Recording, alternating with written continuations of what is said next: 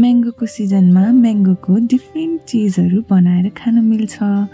आज चाहिँ यो म्याङ्गो हेर्दै हेर्नु न कस्तो मिठो होला जस्तो छ। एउटा भाइले चाहिँ ल्याइदिनु भएको है। म्याङ्गोको मात्र होइन, डिफ्रेन्ट फ्रुट्सहरूको पनि खान मिल्छ। यो म्याङ्गो हेर्नुहोस् त कस्तो मिठो होला जस्तो छ है। आज यसको चाहिँ म एउटा केही चिज बनाउन लाग्छु है। तपाईँहरू पनि ट्राई गर्नुहोस् होला है। फर्स्टमा चाहिँ यसरी मजाले पखालिदिने है। म्याङ्गो मन नपर्ने को होला है, सबैलाई मनपर्छ होला सायद म्याङ्गो। अनि यसरी काट्ने, अनि यो चाहिँ भित्रको सबै निकाल्ने है। यसरी कस्तो हेर्दै खाउँ खाउँ लाग्ने म्याङ्गो है, कस्तो बास्ना आएको आमामा।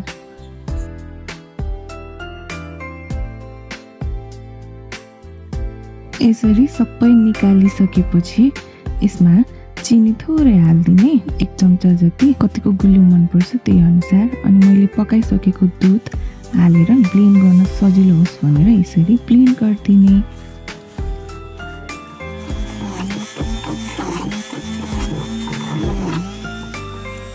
अब सोचिरहनु भयो होला है मैले के बनाउनु होला भनेर।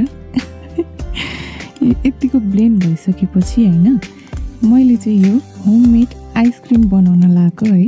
यो चाहिँ पकाइसकेको दुधमा मिक्स गरिदिने। अब कतिको आइसक्रिम बनाउन लानुभएको होइन, त्यही अनुसार चाहिँ त्यसमा मिक्स गरिदिने यो ब्लेन्ड गरेको म्याङ्गो। कुल्फी भनौँ या आइसक्रिम भनौँ या बरफ भनौँ, जे भने नि हुन्छ। दुध मैले पहिले पकाएर होइन सेलाइराखेको है। अनि यसमा चाहिँ अब म्याङ्गोलाई ब्लेन्ड गरेर मिक्स गर्ने। चिनी चाहिँ अप्सनल है, राख्नु भयो हुन्छ, नराख्नु भयो हुन्छ।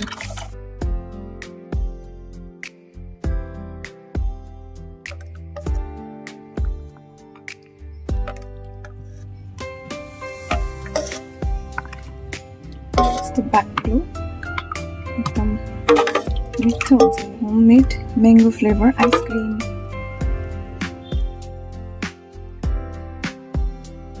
बच्चाहरू स्कुलबाट फर्केपछि गर्मी भएर फर्किन्छन्, अनि यो आइसक्रिम दिएपछि एकदम खुसी हुन्छ। अब यसलाई डिप फ्रिजमा हाल्ने।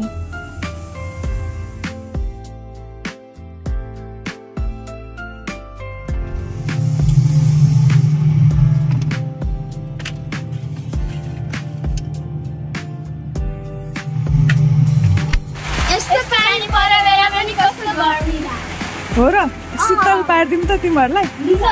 आज मैले के बनाएको छु थाहा छ? सरप्राइज। ल हेर यहाँ मैले के बनाएको छु। आज म्याङ्गो फ्लेभरको आइसक्रिम बनाएको छु। ल सरी खै आज ढुङ्गल समातो रेडी भइसक्यो। ल खाने है त अब। Cheers.